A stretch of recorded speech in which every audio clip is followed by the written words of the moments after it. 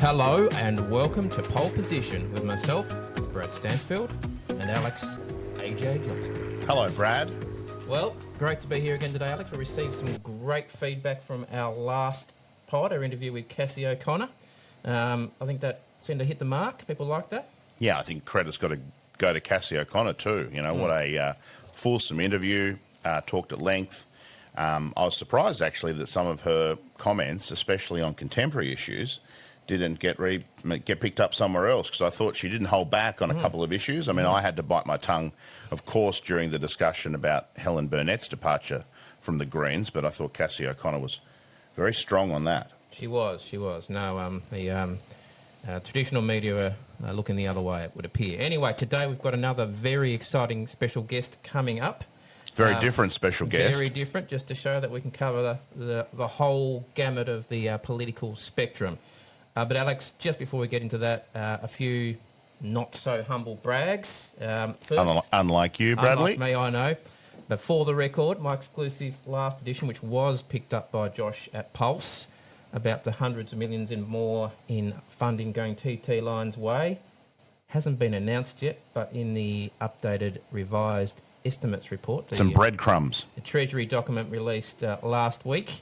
There's a little line in there, I quote, it said there will be further material funding support, the word material doing some heavy lifting there, I think, coming TT Line's way very soon. So there you go, you heard it and saw it here first. And then the other big issue, AJ, the barbecue stopper from last edition, Launceston City Council's 4-day working week, I think as the GM described it, they're 100% of the pay for 80% of the hours for 100% of the productivity or the output is 180-100 proposal on the cutting room floor.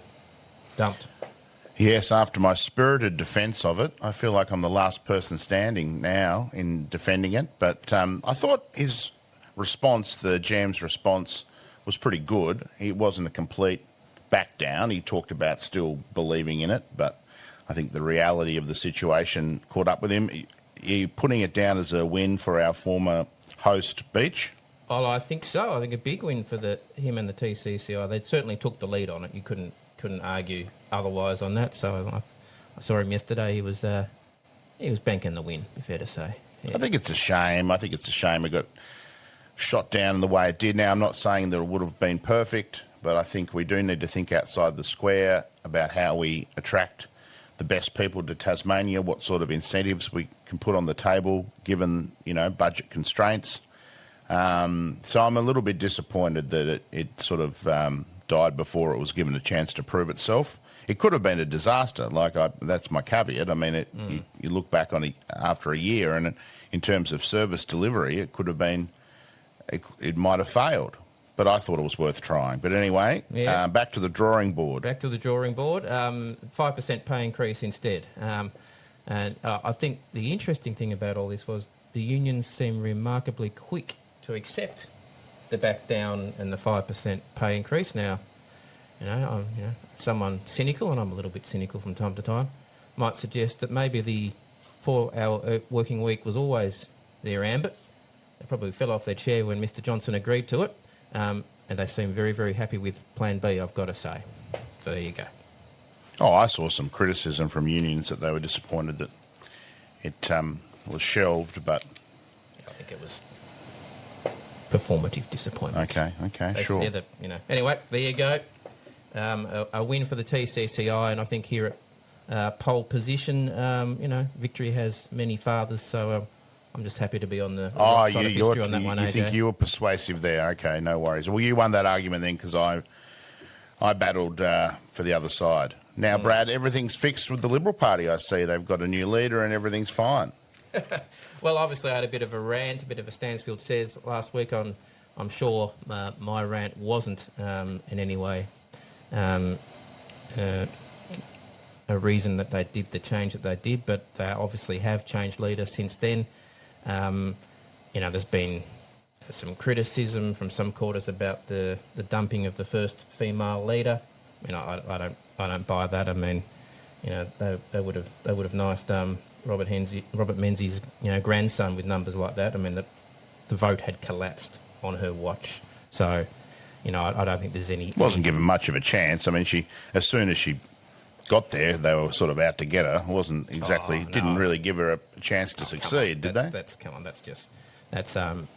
history being rewritten. She had every chance to succeed. I think Ms. Lee's mistake was she didn't lead, she followed, and she let herself be led by certain elements in the party rather than getting out there and doing what she wanted to do, being Susan being Susan, coin a better term, and if the numbers had been good, then they would have followed her. But because the numbers were bad, that's where things have ended up. So look...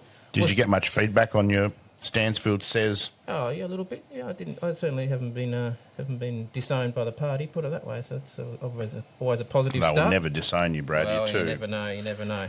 Look, and it's early days yet. We'll see how it goes. But I have been impressed. I've got to say, the first week of the new leader, I've been, I've been actually pleasantly surprised about the amount of energy which seems to be in the new leadership. The new front bench certainly seems to be going a lot harder than the previous one was. We'll see how things end up. Early days, but promising start, I think. What do you like about Angus Taylor so far? I mean, he hasn't exactly knocked my socks off, but mate, I'm not his target audience, I don't think so. Look, I often have a criticism of new leaders is that they come in and they don't know what they want to do. It seems like at least he's thought about what he wants to do if and when he became leader. So he started with some clear statements about immigration. I'm not sure he's entirely on the right money there, but at least they're a step in the right direction. I think it's a bit too heavy on values, not enough on the economy. But he's been clear on that.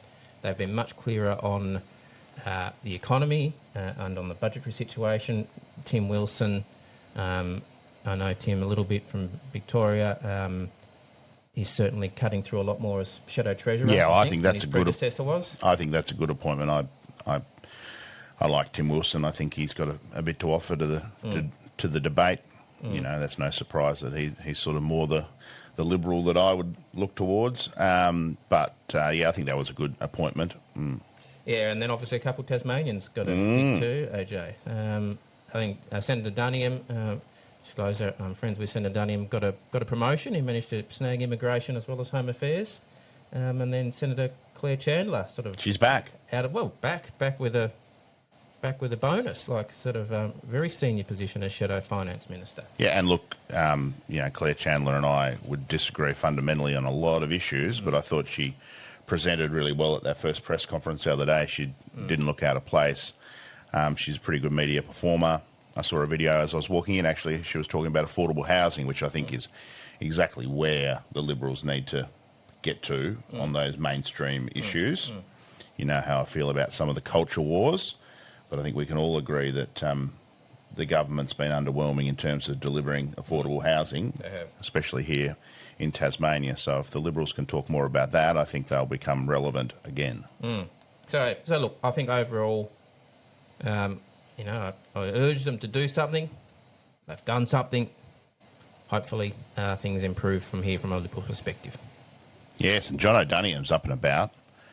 I was at the press conference yesterday. I was just filling in back with the old team, and he was very upset about the ISIS brides. Yes, I heard him again on radio this morning. Yeah, he's going hard. Yeah, so he is articulate, I'll give him that. We tried to sort of trip him up, but he's a pretty good media performer. Must be a bit of a contemporary of yours, is he? Yeah, he was at Jane Franklin Hall, I think a couple of years ahead of me, so... Yeah, although he looks about 10 years younger than me, so... That's why he has a beard. No, I just think he looks, he just looks young. But we might have had different lives in the last... Well, we have had different lives, but...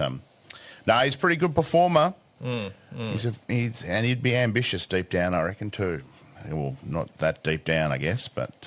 Yeah. Well, they definitely needed to make the change. They definitely need to do something different. Shortly... we are going to have our special guest coming in, Lee Hanson, Tasmanian One Nation Senate candidate, Pauline Hanson's daughter, in that order, I think, to be fair.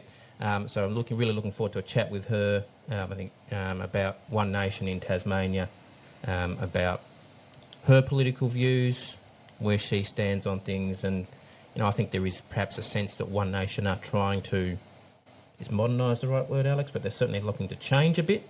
Mainstream, maybe is the right word. And I'll be interested to see what Lee has to say. Well, I've never met Lee Hanson, so I'm looking forward to meeting her. And I said to you off air, how do I introduce myself so she gets an idea of who I am? Because she's done a lot of Sky, but not a lot of mainstream media. So I think my best bet is just to say I'm a woke Paul Murray.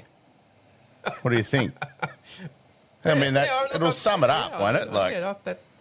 We'll give that a run, see how it goes. Okay, we'll see how it goes. Stay tuned in for that a bit later on. But first, Alex, to set the scene, we do have some exclusive federal Tasmanian political polling from our good friends, brackets myself. This is big, Brad. At EMRS, Enterprise Marketing and Research Services. I need some coffee to prepare ourselves for this because this is why we call the show Pole Position. That's right.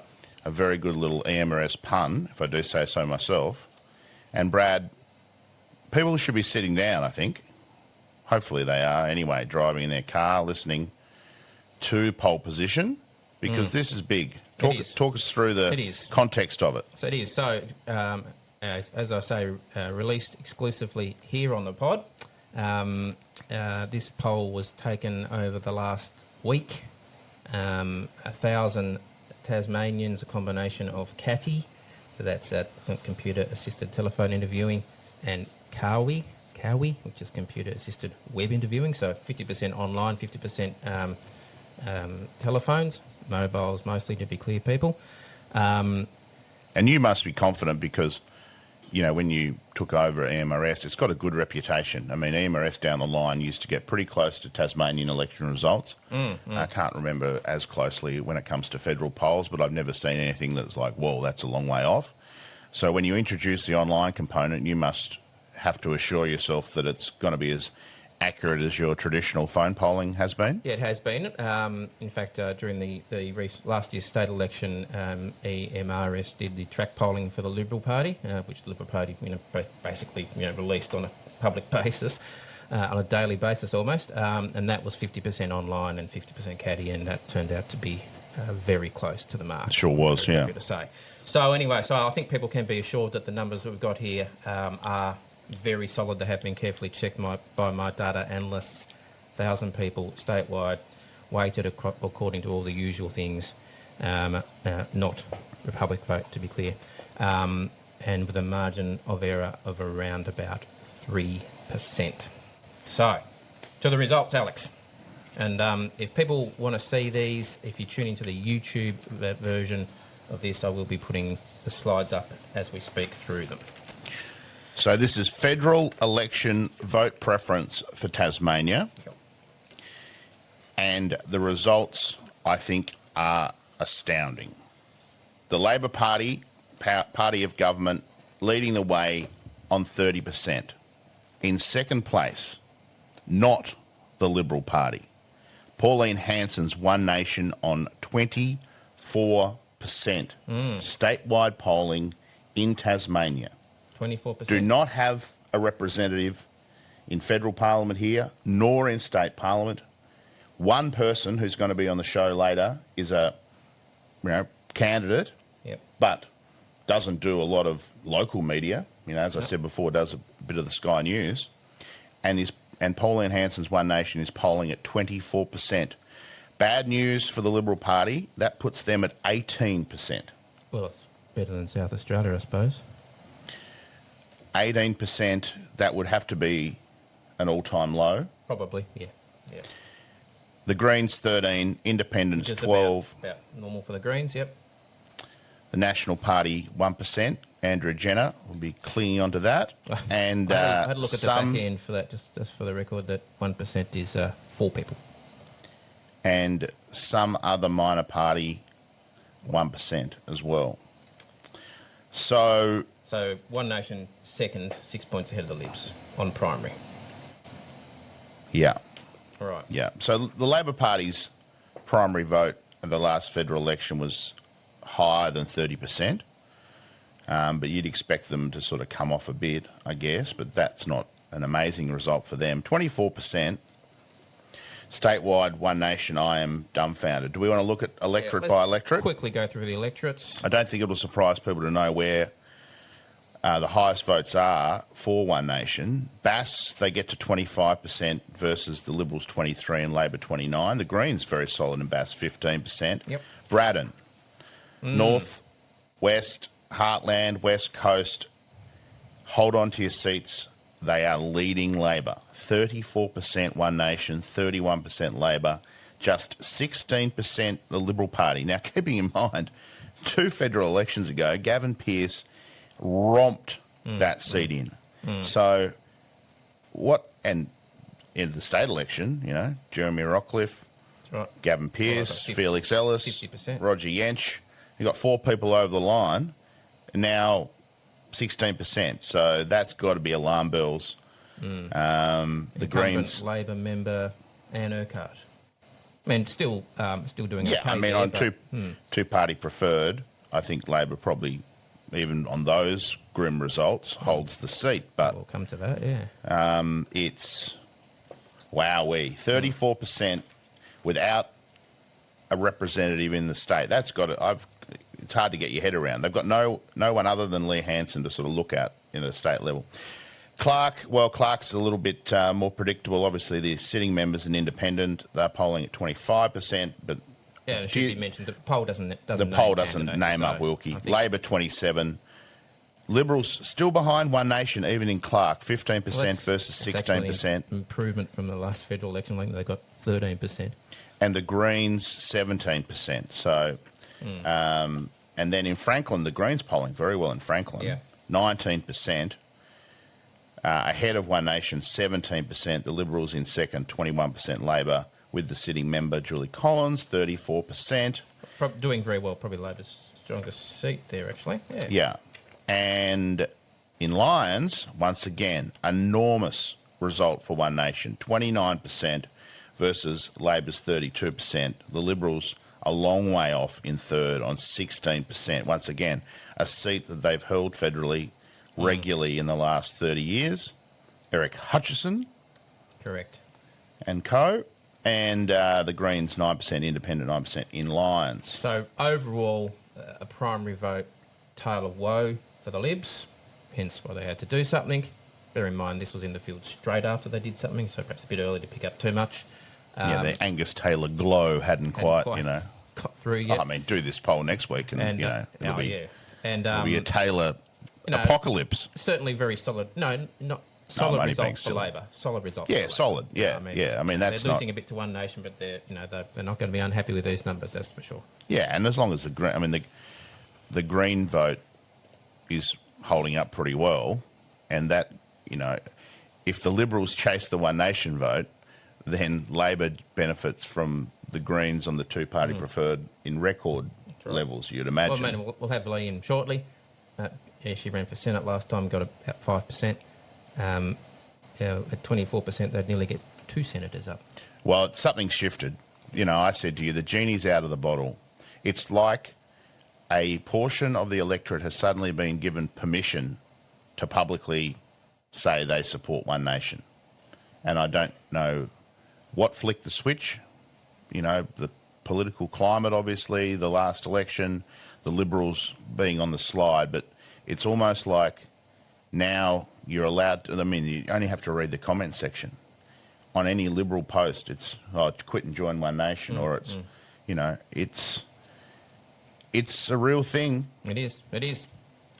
And I got some criticism, I'm obviously open book when it comes to, where my politics are generally, left of centre.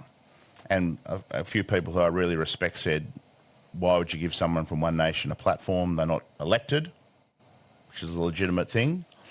And my response was, I just think the toothpaste is out of the tube. Like, look, how can they're leading in an electorate in polling without anyone? So I think it's only fair they come on and answer some firm but fair questions, I hope. We'll get to that later. We will be. Preferred Prime Minister Anthony Albanese well ahead of Angus Taylor, 45% versus 31%. Unsure, 23%. So, I mean, as a pollster, when do you legitimately put a third option in there. Well, yeah, what Barnaby Joyce. By electorate, preferred PM will release this later. Fairly predictable, I think. I saw Barnaby now toying with the prospect of staying downstairs. Makes sense. Right, we did ask two-party preferred, Labor versus Liberal. This is respondent nominated or allocated. We asked them who they would prefer in a two-party race between Labor and Liberal. 60% Labor, 40% Liberal, which I think is broadly in line with the last election result, actually. Yeah, I think you're right. Across Tasmania. We also asked versus One Nation, Labor versus One Nation, and the answer was the same, 60% to 40%. However, this is where it gets interesting, Alex. Very interesting. We did... If it wasn't interesting enough already. Even more interesting. Of course, we do have the two-party preferred breakdown across all the electorates by One Nation versus Labor and Liberal versus Labor. Now, of course, I should say, and I should have covered at the start, the samples for each of these electorates are only around about 200, 1,000 divided by 5, so they're relatively small samples, but I will say the methodology which EMRS uses in putting this together with our quarterly statewide survey of 1,000 at a state level certainly has found that the small electorate samples are quite close to the mark across time. So, take these results with a bit of a grain of salt because of the sample size, but I think they are broadly accurate.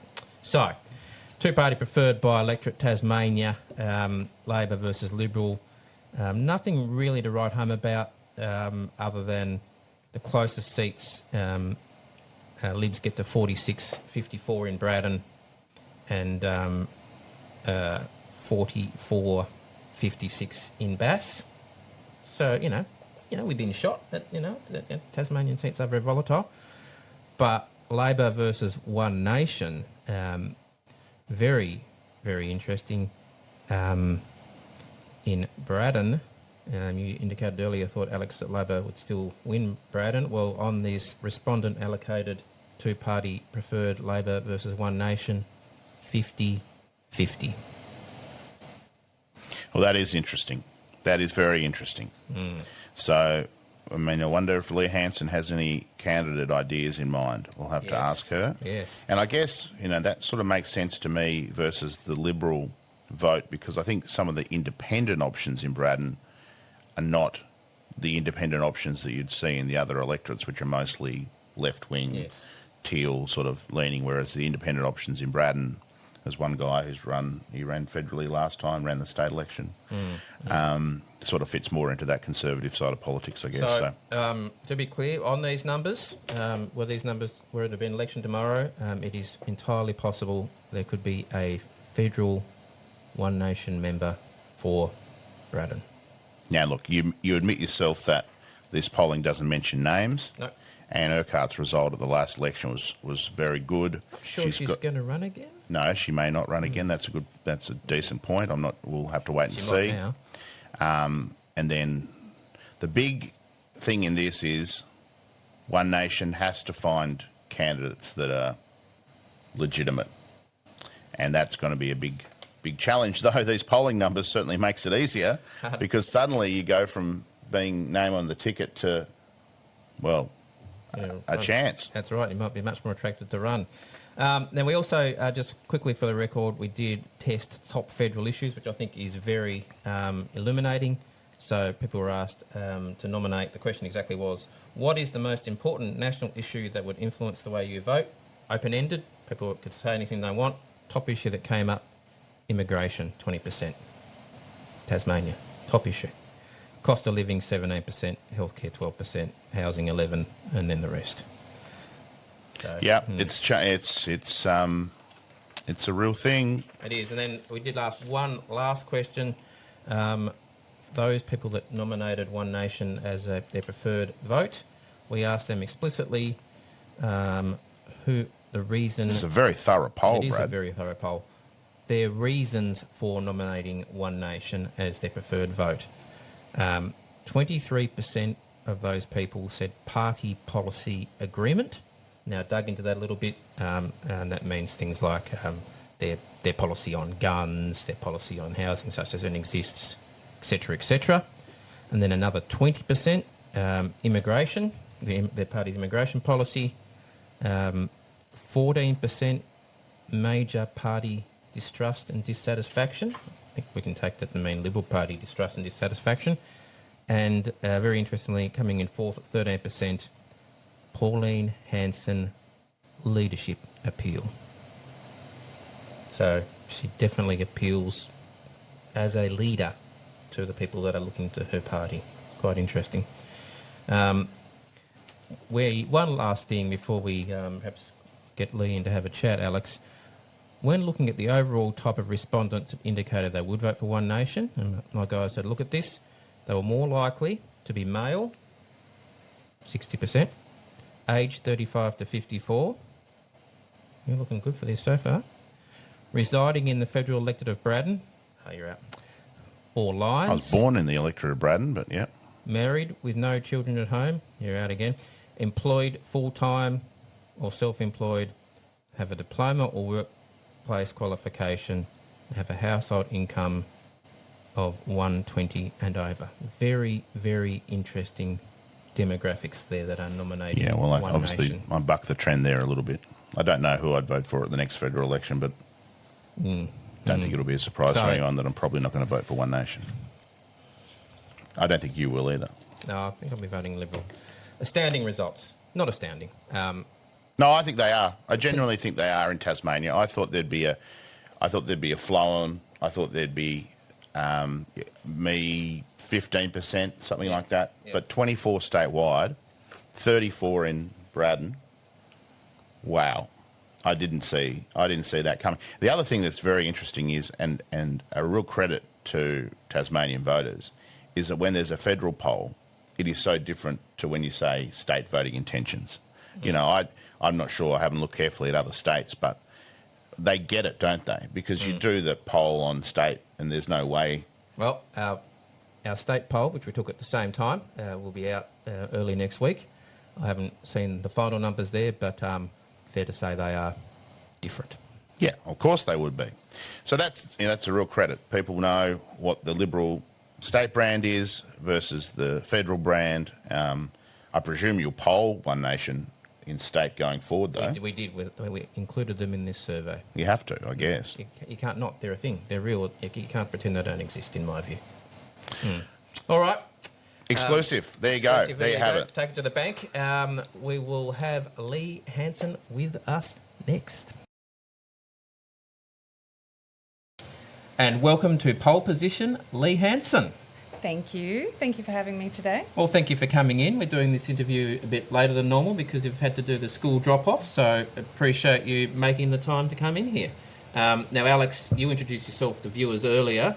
Yes. You want to reintroduce yourself to Lee? Hi, Lee. I'm Alex Johnston. We haven't met before, but I said maybe the easiest way to describe myself is a woke Paul Murray. Is that I see you talk to Paul Murray fairly regularly, so I'm the Tasmanian equivalent, but on the other side of politics, probably. Though, you know, I can't make up my mind how to vote. But anyway, I can see the resemblance. Yeah, I don't think that's a compliment to either me or Paul. But anyway, very good. I did meet him over summer. It was like that Spider-Man meme where you're sort of pointing at each other. You know.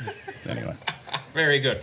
Anyway, Lee, look, as I say, thanks for coming in. Really appreciate you making the time. We've just taken our viewers through some exclusive polling from EMRS about how One Nation's going in Tasmania. We'll come to that later on and get your reaction to those. But first, as we start with every guest, tell us your log cabin story. Where did you grow up? What was your early life like? You know, tell us where you started. Oh, golly. I was born in Queensland, in Ipswich. Oh, that's two Queenslanders now, I think. Well, was Cassie a Queenslander? She definitely lived there at some stage when her dad was working for Goff. But anyway. There's a theme developing. There is. I think paths will diverge in a minute, though, Brad. quite likely. Anyway, sorry. It's about finding common ground. That's it.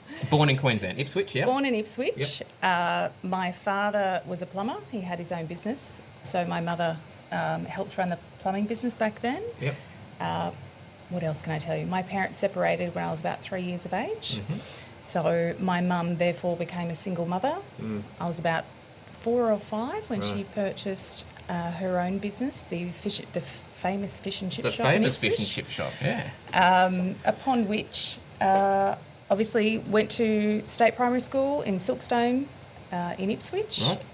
I spent my afternoons walking home from school to the shop, and we had to work in the shop behind the counter. That's where I learnt my math, learning how to count, not a till that tells you how to count, learning how to cook. And obviously from there I would head home to get dinner ready, do the house chores, and from a very young age, which we had to pitch in. We had to contribute to the household. It was tough for mum, being a single mum, working 7 days a week in a shop, very long hours every day, but she built up that business. So it was very much a family business, which was great. Obviously, school holidays spent with my father and my stepmother, who they later moved to the Gold Coast. So I spent a lot of school holidays on the Gold Coast with other extended family members. Went to Ipswich Girls Grammar School in Ipswich. Whilst I was towards the end of primary school, start of high school, that my mum, she had some land out west of Ipswich for some time that she had chipped away at and built a house. So we moved out there when I started early high school onto farm life with cattle and working on the land, which was interesting. So I had to do the walk to the bus stop every morning, you know, the kilometre hike to catch the bus to school and be chased by a herd of cows each way, which was fun. But yeah, so I had a mixture of suburban life as well as country life, and on the Gold Coast as well during school holidays. Wow, sounds like a very interesting formative period for you. Makes me feel very lazy. I think Lee and I are exactly the same age, but as a spoiled only child, I certainly didn't have to go home and cook dinner. I would go home and wait for dinner. So, yeah, this is a bit of a reality check for me, Brad, but anyway. Yeah, it is. So, in 1996, I think, your mum was elected to Parliament. Pretty quickly became a fairly controversial... Fairly? Yeah, right. Very controversial, high-profile figure. What was it like growing up as Pauline's daughter? Do you know, it's really funny. A lot of people ask me that question, you know, what's it like being Pauline's daughter? It's a difficult one to answer because you only know what you know. That's my upbringing. That's all I know. So how can I compare to something different? It was a very quick shift in our lifestyle, if I put it that way. So all of a sudden we were, you know, small suburbia in Ipswich shop, then all of a sudden next minute we've got media, you know, turning up at our house. Everything just became pretty instant, pretty big, very quickly. It was a very sharp adjustment. It was learning very quickly to be resilient, to never believe everything you see and hear in the media. That was a very sharp and steep learning curve because we knew who Mum was and the type of person she was, but how she was being portrayed. At that age, I had zero interest in politics. I had no understanding about any of it at all. But naturally, my priority and my concerns at that age was just family protection. You know, you love your parents, you support your parents. You don't necessarily at that age understand what they do for work, just like my children now have no idea really what I do for work. But you maintain the family unit and you support. So how old would you have been this time? I'm going to ask Alex how old you were at that time, Alex. Well, I think you were born in 84, weren't you? 83. And I was born in 85, so... Yeah, 83 baby. So. Oh, 83. Okay, maybe Yeah. I think your Wikipedia needs updating then. But so you started high school when your mum's, you know, in the news every day. Yeah, so she first entered local council when I was still in primary school, but then when she obviously in 1996 became elected member of seat of Oxley, so I was about 12, 13 at the time. Oh, okay. And things changed pretty quickly. So not only was it all of a sudden, you know, media, camera, spotlight, and I was a very shy child. And it's not until I've matured and gotten older, but my innate nature is quite a shy person. So it was very confronting, I must admit.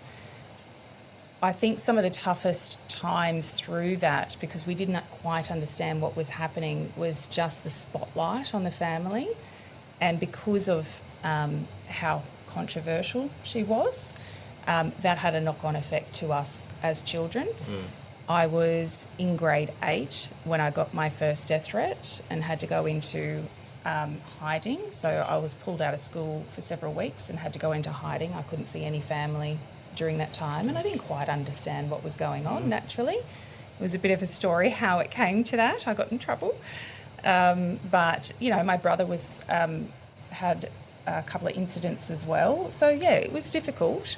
But at the end of the day, as I say, it taught us to be resilient. It taught us to know who you are. It taught us to know who your family are and stick to your values and never waver. You know, the old saying, sticks and stones may break my bones. We learnt very quickly how to be resilient and how to let it roll off the back, basically.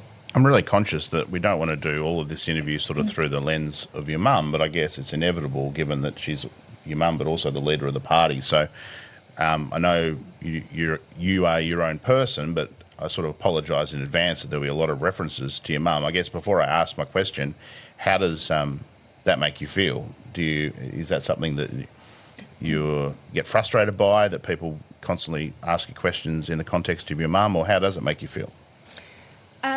I'm sure everybody can relate to this. And I'm used to it, right? I'm used to, okay, now it's Pauline's daughter, sure. And I will make my own, and who I am as a person will become clearer. And, you know, for many, I am Lee. But you'll always have that affiliation. That won't ever go. I know that. But it's just like as you growing up, if you have siblings, right? Whilst I was in school, I was Adam's sister. Do you know what I mean? Like I was my sibling's sister. So you're always associated through life, through affiliation, through another sibling, whereas my brother was Lee's brother. So, look, I'm used to it. I am. You got to remember, your parents teach you. They instill values upon you. So I have a lot of similarities to my mother, but at the same token, as you grow and mature, you become your own person. So sure, there's a lot of similarities in my character of my values and principles, same as my father. So a lot of people talk about my mum and forget I had a dad too, and he was a great man, a very strong man as well. So, you know, both my parents taught me to be an extremely hard worker, to always stick true to your word. You know, if you make a mistake in life, admit that mistake, own that mistake, move forward and learn from it. There are a number of characteristics that my parents have instilled upon me, and I treasure that and I'm thankful for that. But at the same token, yes, I am my own woman. I have my own beliefs, and I think the difference is probably how I approach things as well. When you mentioned getting death threats, I tried to think about, my goodness, given that we're sort of the same age at the same time, how I would have reacted if something that one of my parents did had that huge impact on your life and your ability to go to school and things like that. My gut says that I would have rebelled and I would have, been probably frustrated. This is me talking, and we've seen this in other cases with kids of high-profile people have sort of ended up the antithesis of their parents politically. Am I right in saying that you didn't do that, that you were always fiercely loyal, or did it go in waves? So Mum has 3 boys and myself. I'm the baby, I'm the girl. I'm the good kid. I was the person that caused my parents the least grief of anyone, right? So I was the compliant, the good girl, the shy girl, that went to school, that did the right thing. So no, I never caused any major waves beyond what a normal teenager did. So ask my brothers that, you might get a slightly different answer. Yeah. But for me... So you were never, frustrated that what your mum was saying publicly was having an effect on you at school and that sort of thing? No. Okay. No, because I loved her. I understood. She was very open with us as children to ensure that we understood who we were and who she was and why she was doing it. So we respected and we understood that. I'm thankful for it. Seeing your parents work 7 days a week, never taking a break, the hard work, and thus my grandparents obviously as well, that was instilled from us from a very young age. You stand up for what you believe in. You fight for those who don't necessarily have a voice. And you try to, anything you do, it's always to make it better for other people. So I could see that's what she was doing and why she had entered politics. So why wouldn't I get behind that? Why wouldn't I support that? I've never, ever had any negativity towards my mother or... Any resentment or anything like that? Oh, gosh, no. Yeah. No. It's taught me to be a strong woman. You've got to remember, a single mum raising a daughter in the 80s and 90s, right? What better role model? Now, you may or may not agree with her political views, but as a strong, tenacious, hardworking woman who's not afraid to back down, raising a female, daughter during the 80s, 90s, what a great role model for me. You remember, what did that teach me? That taught me to be strong. It taught me to be independent. It taught me to be resilient. It taught me phenomenal work ethic. It taught me to listen and always put other people above yourself. So I'm forever thankful for that. All right, well, We're off to a good we're start. off to a great start. On that sort of note, on that vein, I think the first time you sort of came to public notice, if I could put it that way, beyond Ipswich. So in 2003, your mum was sentenced to 3 years prison for electoral fraud. I should say that she was cleared of it very quickly afterwards and out after 11 weeks. 2 questions. What was it like having your mum go to jail? And secondly, I read, this was a bit before my time, you famously offended her live on TV. What was, tell us about that. So the court case had obviously come about. At that age, I didn't quite, and I had no interest in politics. I didn't really fully understand the whole concept of what was going on. I'd been to court a couple of times, and it was a little bit, not in my wheelhouse at that time, if I put it that way. I had a holiday with my boyfriend at the time planned to go to New Zealand, and I said to Mum, it had been planned for months in the making, and I said to Mum, look, you've got this court case going on, I might just cancel. She said, don't be so ridiculous. Go and enjoy yourself. There's nothing to worry about. I haven't done anything wrong. They've got no grounds. She said, it just can't, there's no possible way I could be found guilty. So I was in New Zealand at the time. I got a call in the middle of the night from one of my siblings from memory, and they said, Mum's gone to jail. I was in total shock and disbelief. I didn't understand. I said, what do you mean? What for? Like, what happened? And they said, the court case. I said, I was just shocked. I had absolutely no concept in understanding what was going on. I was over in another country, yes, New Zealand, obviously. That was my first overseas trip, and, it's only across the the pond as such. But I felt very isolated being over there and helpless. There wasn't anything I could do. I had no real connection to understanding what was going on. All I could think about was what Mum was going through. I was, my brothers, I've always sort of been the fixer in the family, the person that my family will turn to for help and in need. And I was asked, will I go on, it was Current Affair at the time, Ray Martin, from New Zealand, do a live cross.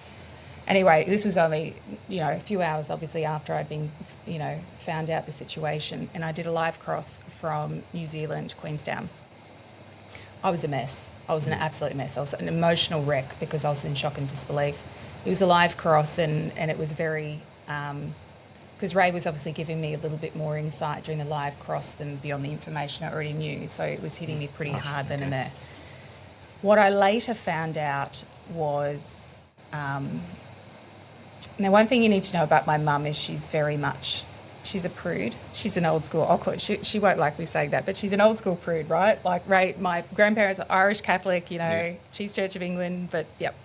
So very much a prude, so her world has just come out from under her. Had absolutely no belief that this could ever be the situation. I didn't know at the time that my mum was on suicide watch.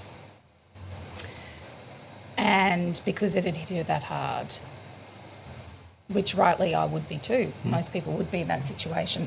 During the live cross, it was by chance that my mum, when she was in the holding cell, the TV was on and she got to see my live cross. Sorry, pardon me. My voice is all going.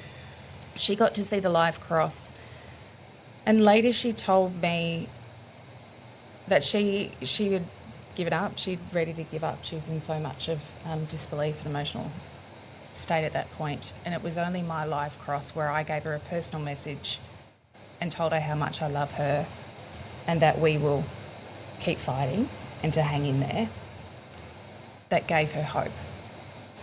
Now, as a child, you think about your relationship with your parent right now. Doesn't put politics aside.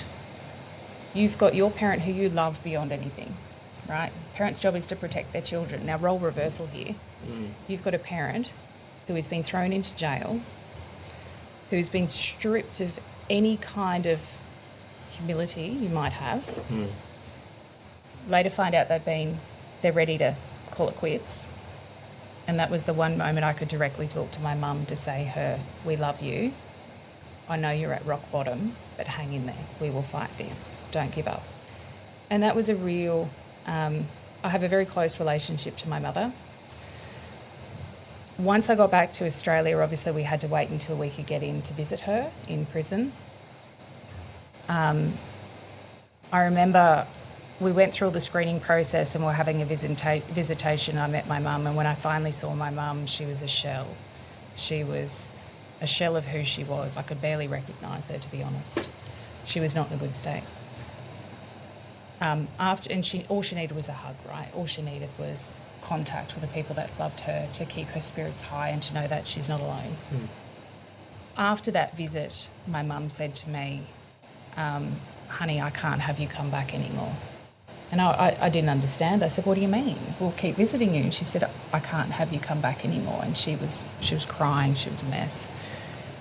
Because I later learnt what she had to go through in order for a visitation was a full body search and internal cavity search, both before the visit and after the visit. Now, as I say, come back, Irish Catholic, prude, having to go through that, placed in maximum security with child murderers. So think about even what she was charged with at the time, being placed in maximum security, stripped of all... dignity, I think is the word. Correct. Yeah. And then having to go through that.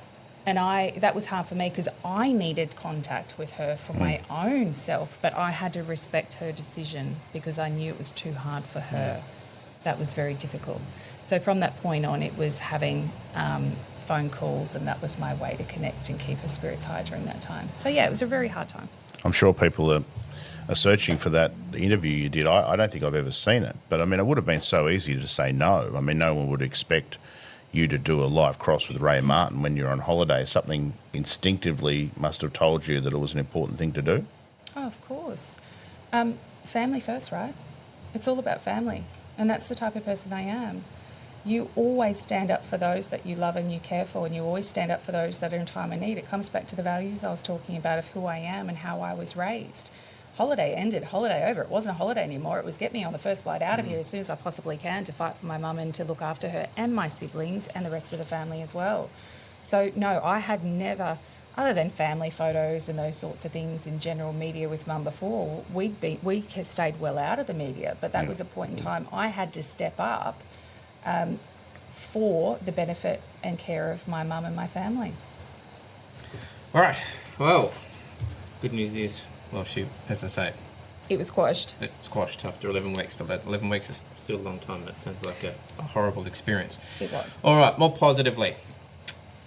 Tell us how we ended up in Tasmania. Ooh, Tassie. I love Tassie. So after I left school, moved to the Gold Coast. As I said, we sort of spent a lot of holidays there growing up as a kid, and my father and other aunties and uncles, etc., and grandparents had been on the Gold Coast. I met my now husband then. He had moved, he's a Tasmanian, so born and bred Tassie man. Right. He was living on the Gold Coast at the time, finishing his apprenticeship and playing football up there. We met. What sort of football? AFL. Aussie rules. Was AFL. He at a high level? He played for Coolangatta. Oh, yeah. So he was pretty good at the time. I knew nothing about AFL because I was Queensland girl. My father was Broncos through and through, nothing but the Broncos. So I had to learn about AFL with my new beau. So we'd been up there for several years and, owned a home together up there. And at a point he you reach a point in life, and the common Tasmanian-born story, he missed home. There's a pull. Correct. Yeah, I mean, a lot of my friends have felt it in the last 10 years. I've always been here, but a lot of my friends have felt it. He felt it. The pull came. And that's exactly what happened. So he missed home. So my husband is very much a Tassie country boy. Fishing, hunting, football, bush boy, coastal boy, that's it. So he wanted to come home. He missed that lifestyle from the Gold Coast. He said, please come, you'll love it. So I packed everything up and took the risk and moved to Tassie. That was over 14 years now. Moved down to Tasmania. Yep. Fell in love with the place. We first moved to Margate when we were living here. Nice down there. And it was just beautiful. It is. He spent the first 12 months making sure that I fell in love with Tassie, and we visited as much as we could because he had to sell it right. Not that he had much to sell, to be honest. So we did a lot of travelling around Tassie, and I just adored the lifestyle and the So what stage people. was this? Sorry, just how long ago? 14 years. ago. Okay, so what are we now? 2012. 2012, yeah. Yeah, 2012 Yeah. we moved down. We not long later got married and obviously had our children. So we now have 2 boys, Tassie born and bred. And what do you do for a crust? Well, I work in politics now, obviously. But before I got into the political sphere, my background originally started in human resources. So whilst I was on the Gold Coast, I was in HR for Dreamworld, of all places. I worked for Dreamworld and Westpac in HR. When I moved to Tassie, I worked in HR for Southern Water, which then soon became Taswater. So I was one of the HR managers in Taswater. I was asked to, I was poached to come over to university. So I moved across to UTAS, which I was there for over 7 years. I started in HR, but I soon became the fix-it person, if you put it that way, where I definitely was able to look at where improvements could be made and how do we progress things and make things more Pity you've streamlined. left them then. I think they need you back.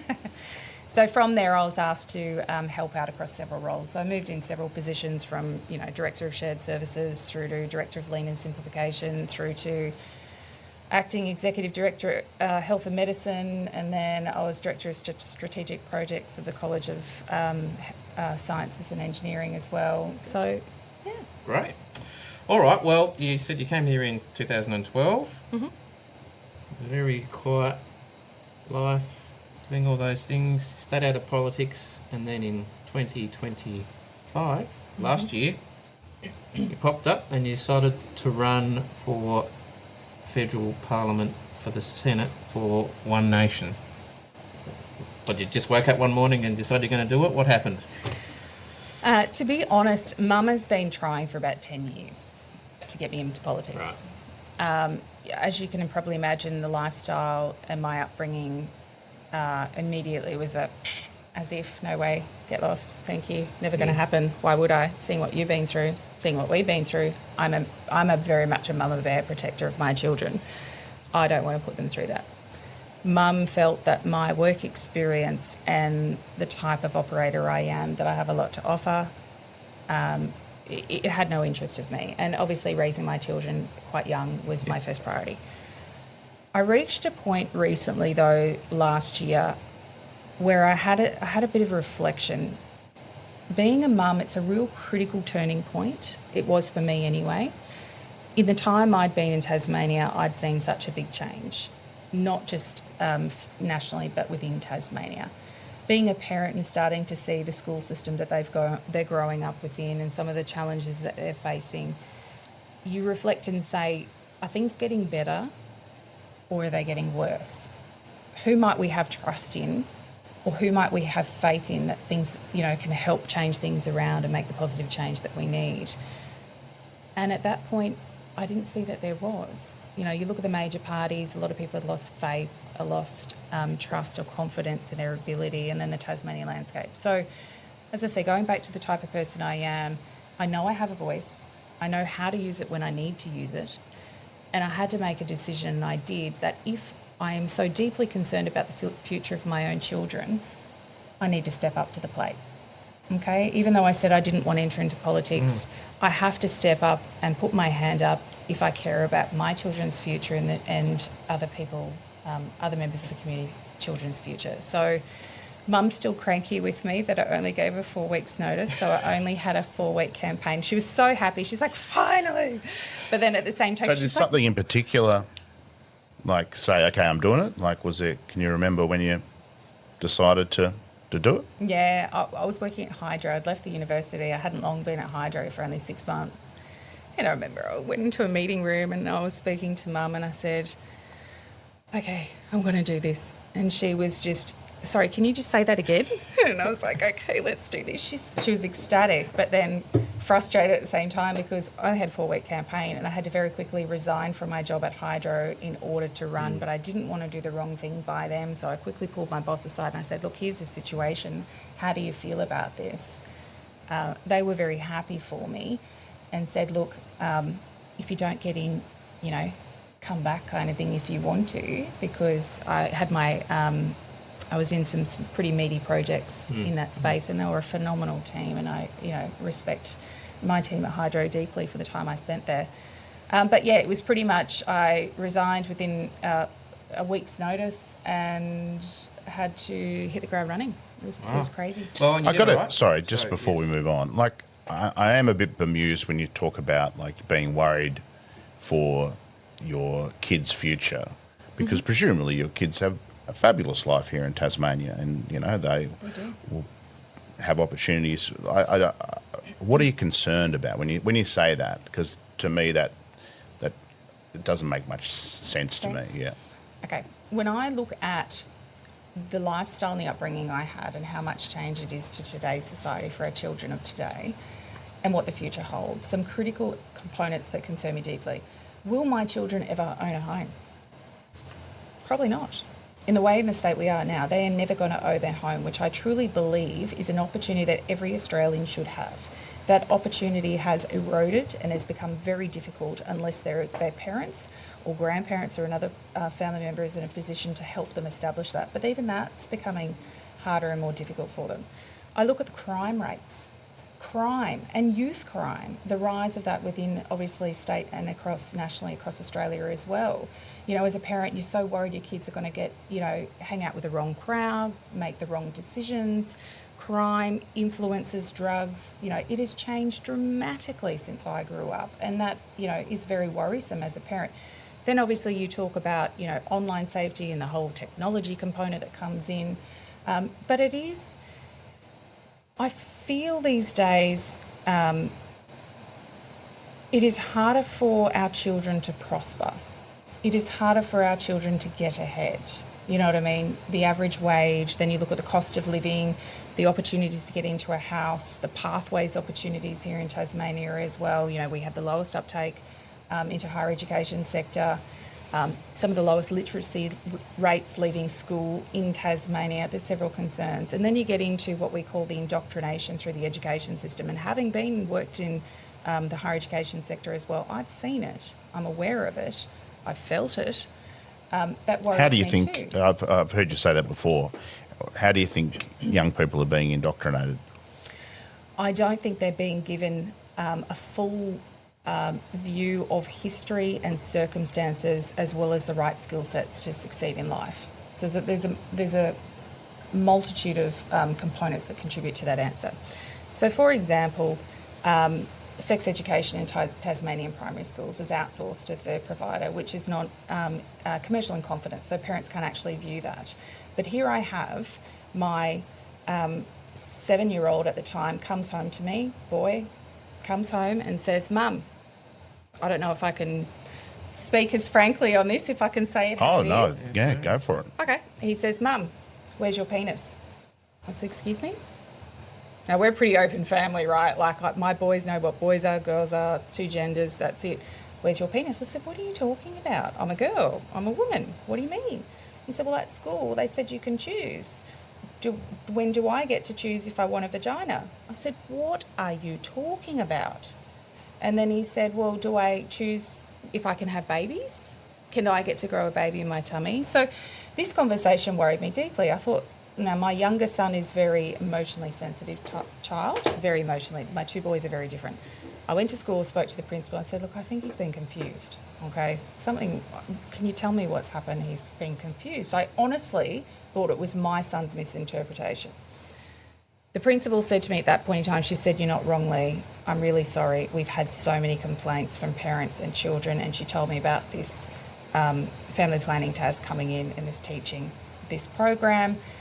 They're told from grade 4 that they can choose what they want to be, a boy or girl. You might be born in the wrong body. It's a choice, and it's diversity and inclusion. Now, having been in HR, I get diversity inclusion, right? I get non-discrimination, I get all of that, and have advocated for that enormously. But there's a point where it then starts to cross the line in my mind at a 4-year-old, starting at 4 years of age, where do they really need to know that information? How does that influence their cognitive thinking, and how does that influence the being that they are? It's too much for a child. It should just be simple biology at that point in time. I think when I say it's gone too woke or indoctrination, we're pushing ideological thinking onto children from a young age when it should just be pure scientific fact. You could ask the question, AJ. No, it's fair enough. And I like, God, I'm not going to, question, the choices you make. You're going to parent the way that looks after your kids the best. Do you concede, though, that for some parents, a more progressive sex education attitude in schools would give them great comfort, knowing that if my kid my kid can grow up to be whoever they want to be, and that can be quite comforting for some families who want their kids to be able to make a very open-minded choice about what their sexuality or their gender. I want all kids to be open-minded. I teach my kids, you can be who you want to be. The world's as big as it wants, you know what I mean? Don't limit who you want to be and what you want to achieve in life. I, as a parent, say the same thing, but there's a difference between biological fact and starting to confuse minds between, does a 4-year-old need to know that they can have a sex change? Do you think that's appropriate? No, I mean, I don't think, I think 4 is no. Correct. The answer There's to that a would be point, no right? to me, yeah. So what's the right point that children should be made aware of this? I don't personally believe it is during early education. I really don't, because their minds are too impressionable and it confuses them. I get down to the simplicity. Let children be children. If you start planting seeds about gender transitioning and different biological, frameworks of you can be a man or a woman and shop and change, it's too much for them. Children have enough pressure in life just trying to understand and go through puberty, right? Puberty is hard enough. I want to teach children to love themselves, grow into who they are, push themselves and grow, etc. Now, I have absolutely no problem personally. If you want to grow up and change gender and be someone different, that's your personal decision, right? Where my problem comes into is I do not think it's appropriate to push that onto children at such a young age. Their minds are too young for it. They really are. And I personally seen the implications of of how my son went through that. Okay.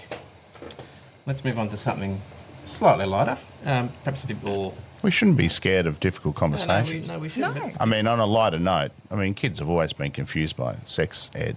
My mum had to substitute. My mum was a teacher at my primary school, and she subbed in to do sex ed one day, and I tried to catch her off guard and asked her what oral sex was, and she didn't tell the truth. Oh. She gave a very vanilla answer to that. So, What age was this? I would have been about 11, I reckon. Yeah, right. Yeah. Okay. All right. Look, my eldest son's just starting to go through puberty, and I am scared, right? Well, I mean... I'm like thinking, how am I going to handle this one? Yeah, I mean, You'll either turn in into an a age of... monster or into like a hermit. Yeah, in an Okay. age of the internet, Probably the latter. everything's out there. All right. So you came to Tasmania, ran for politics for various reasons, including, as discussed. Didn't quite get there, short campaign, but certainly there was a time there. There was some speculation after the election you might get across the line, but ultimately fell short. Mm-hmm. Since that time, you've been campaigning, as far as I can see, pretty much full time on your Facebook. You said you're working in politics. Are you employed by the party now? So I'm on the One Nation National Executive, which is voluntary. I don't get paid for that. I do a little bit of support for the party head office because you can imagine we've gone through an exponential growth phase with rollout of our branches as well as another improving our process and systems to support the branches, the whole next phase and the growth phase of the party. So supporting that with my strategic background as well. And change background. Yeah. And I also work for Senator Sean Bell in New South Wales because of my experience in the different sector can contribute to parliamentary advice as well.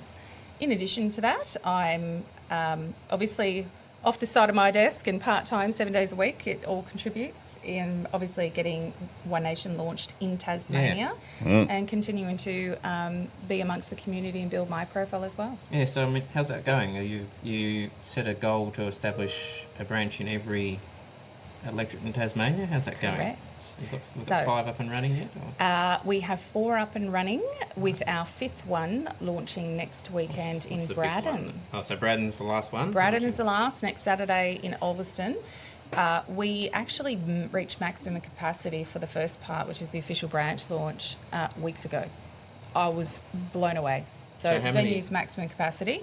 The second half is a fundraiser barbecue for the party, obviously to help the branch for their campaign, Yep. in addition with Due South, so veterans and first responders who are great, huge supporters of, to help them as well, so in partnership, which more members and supporters who can't or didn't get a seat, if you put it that way, to the branch can still come along and... So how's your membership looking in Tassie? Phenomenal. Numbers-wise, can you give us I'm not giving you any numbers now. hundreds? It's not happening. Multiple hundreds. Thousands? Oh, come on, lift it up a bit. Look, Tens of thousands? we don't discuss numbers. All I can say to you is the growth within Tasmania has been phenomenal, and we haven't reached our maximum yet by any means.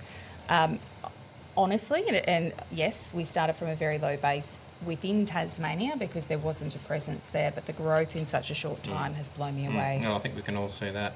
Now, and what about state elections? Obviously, well, theoretically, the next state election's 3 years away, but could be tomorrow the way things go in Tasmania these days.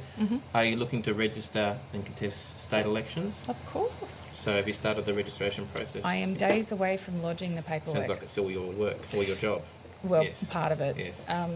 Weekend work, it's fun. Yes. So the ridiculous process in Tasmania, which we have to get lodge a minimum 110 stat decks Yes. and publish those Names. in the paper, which Yep. I think is a huge breach of privacy in every way, shape or form, Don't but I disagree. couldn't get around that.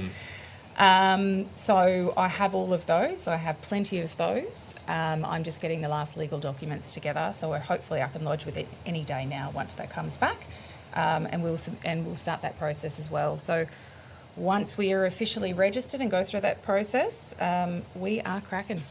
Excellent. Are there nerves? I mean, it's not comparing apples with apples, but we saw, and I worked for Jackie Lambie very briefly, we saw Jackie Lambie sort of try to take her brand, which was strong, and then run candidates elsewhere in Australia and at a state level, and it didn't end very well. Does that give you any nerves that if you go federal and state, there's a possibility of biting off more than you can chew, or do you feel that you're a more mature party because you've been around for a lot longer? There's a few components to that answer. I am not Jackie Lambie. I'm nothing like Jackie Lambie.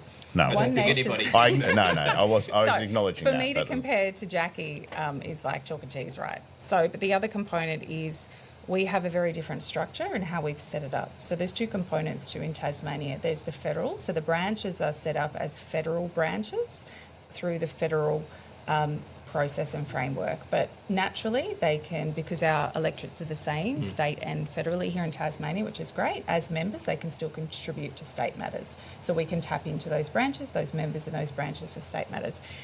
On a state level, though, the next stage, which I'm going through, is to recruit a strong, comprehensive state executive leadership team.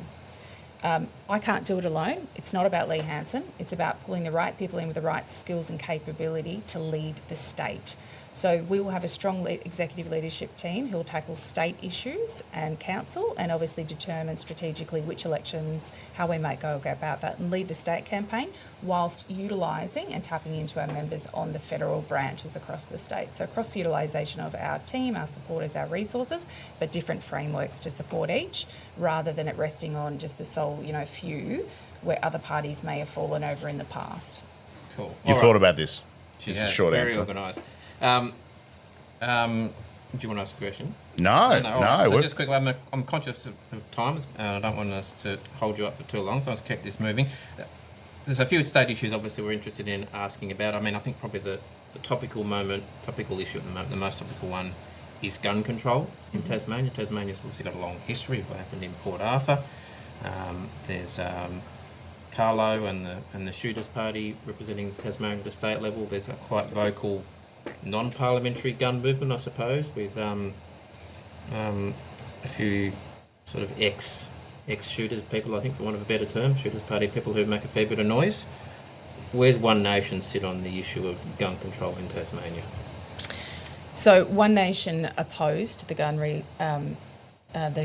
reform bill that went through Parliament House. Yep. So we do not feel that the gun reform is a knee-jerk reaction. It actually was based, obviously why it went through was because of the Bondi attack. But at the end of the day, guns aren't the issues. Guns aren't why the Bondi attack occurred. It might be the tool, but you can have any tool, right? Why do you punish those who have done nothing wrong? Licensed, lawful gun owners are being punished and consequences put down to them because of the action of radical Islam terrorists. Now, this is why I come back to my time in all my commercial and public sector roles before here, right? I see so many businesses and leaders making decisions based on the minority. They punish the majority or put extra processes, systems in place or bureaucratic approval processes because just once that one person did the wrong thing and therefore we've got to cut down, make all this additional red tape, blue tape, green tape and punish everybody in case that one person does the wrong thing again. But they've never actually addressed the real root cause issue. So my husband's a licensed firearm holder, as I said, fisher, shooter, hunter. That's my family, my husband's side of the family. So I know directly firsthand the impact and talking to him about this and other shooters across Tasmania, the impact of this. And they feel, which I strongly agree with, why should they be punished? We have very tight restriction gun laws already in Australia compared to other countries. Why should they be punished as a result? And if you come to the argument, which I've heard is, but it will remove, it'll help stop the criminals, unlawful gun owners. How? Are they going to hand their guns back? Are we going to have gun bins, like the machete bins? Like, it just seems ludicrous to me. If the bills were rushed through, there was enough debate, there wasn't enough time for real, genuine amendments. If the government truly cared, in my opinion, they would have done more consultation to actually address the root cause issue. And if it was to get, unlawful guns off the street, then address that issue. Come up with methods to address that issue more directly. So after Port Arthur, obviously the gun reform that Howard, under a lot of pressure, got through, I think is widely seen as was a positive step forward and an appropriate reaction to, a horrible event.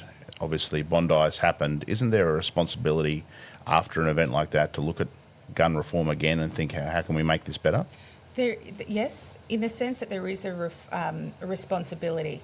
I believe let's get to some of the issues which should have been more directly looked at is how can someone who's been on the ASIO watch list have access to a firearm? Well, we're on a unity ticket there, Lee Hanson. You know what I mean? Yeah. So they're the components that we should be looking at in regards to, A little bit more specific, you think? Correct. Rather than just, gun buyback and rather than just tightening the rules that affect everybody, get to the real root cause components that actually need overhaul, rather than have a big blanket effect that's going to affect those that have done nothing wrong. So, yes, I believe looking at, having the debate about whether Australian, non-Australian citizens should be able to hold firearms, yes, let's explore that. Who can? Why can? When's the time limits? At what point can they access a firearm?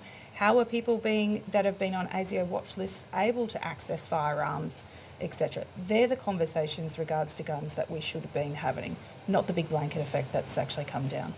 When and once again, I'm bringing up the leader of the party, but when your mum went to the US and met with the NRA, obviously Tasmanians paid attention to that because she talked about Port Arthur and she bought into some conspiracy theories that Port Arthur wasn't as Tasmania Police would say it is.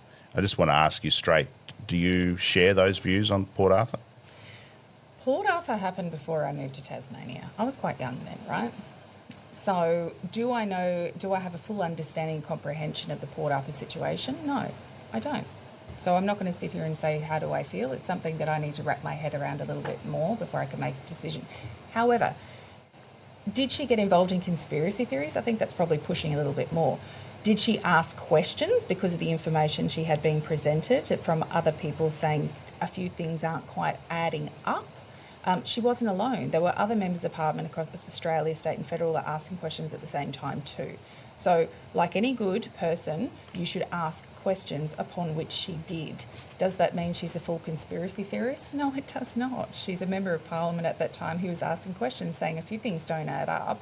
Why aren't we looking at a Royal Commission to ask and look into this? Can you see why it's such a sensitive issue and why that could be profoundly upsetting for Tasmanians who still 30 years after are dealing with the trauma and grief that someone would, question the truth behind Port Arthur in that way? Can you see how that can be very upsetting for communities that are affected, people that were there, that it's still very raw for, even though it's 3 decades later? I do. It was a traumatic event for obviously those that were. I can't imagine what the victims and the families have been through that period.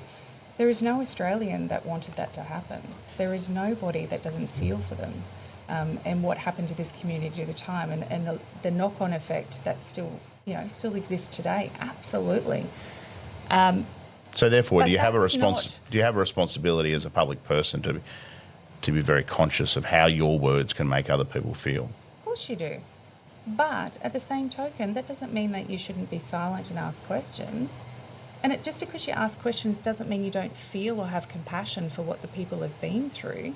What? So if you think a few things aren't adding up, just zip it because it might come across the wrong way. I think it's about how you ask those questions. I think it's about how you approach it. There's a due diligence as a member of Parliament to represent the community and make sure that the right facts and the right information come out. But yes, you need to have a diplomatic and you need to be sensitive in your approach, because there's always two sides, right? There's always people experience things through their own personal lens and what they've been through in life, and you need to consider that. Absolutely. Okay, I think, Alex, it is time for a little lighthearted pit stop. That's good, because I do want to come back to the responsibility you have, especially as the polls grow. More people are looking to One Nation for leadership. I want to come back to that because, of course, this is actually the hardest part of the interview. Oh, this is in theory, it's the trickiest part of the interview because the pit stop. So we haven't got a sponsor yet. So if you're out there, you want to sponsor this very dynamic segment called the pit stop. So, Lee, this is where we go a little bit more lighthearted, quick answers. There's no wrong answers here. Go from your gut. 7 quick questions. Bit of politics, a little bit of pop culture. Are you ready to go? Okay. What's the best I'm political... more scared about these ones. Yeah. Let's go. Well, these are the ones that you probably haven't thought about too much. What's the best political book you've ever read? Ooh. Well, that's just an obvious one for me. Mum's book, was it Untamed and Unashamed or something along those lines? Even as a child, reading it and hearing some of the stories of your parents when they grew up and what they went through was interesting for me. Wow. Yeah, right. A predictable answer, but a good one. Your favourite election night? Now, you've been a non-political person, so this might be not an obvious one, but is there an election night that sticks in your mind that you were happy? You might have toasted the speech come election night? I didn't toast because I was underage, but my most memorable election night was the first night. Obviously, Mum got in to seat of Oxley. It was huge. And toasted with a Milo, maybe. Yeah, I think it was like lemonade. That would have been groundbreaking. Yeah, it was huge. Did the TV cameras come round to your house? And oh yeah, it was all live crosses. It was huge. There was so many people. But the other component to that, the election night I'm looking forward to the most is the next election. Oh, there you go. That's a very diplomatic answer. Now, here's a good question, obviously, because I wrote these. You got to pick one. You have to pick one politician from another party to be part of yours. Who do you? They've already taken Barnaby, so you can't have him. Yeah. Oh, I've got 2. Can I say? Yeah, you can. Yeah, more the merrier. All right, come on, Alex Antic. Let's just get the game on and come over. All right, it's time. Let's do it. And look, I would love to see Jacinta Nampijinpa Price as well. I think she would be. We're very much aligned on a lot of things. I know that she's. It's not something she's looking at, but personally, I think she'd be a great asset to the team. Well, on the last episode, Cassie O'Connor wanted to recruit Jackie Petrusma to the Greens, which I don't think is happening anytime soon. Feel like your wish list is a little more realistic. What do we think, I'll be putting money on those two before we saw Jackie join the Greens.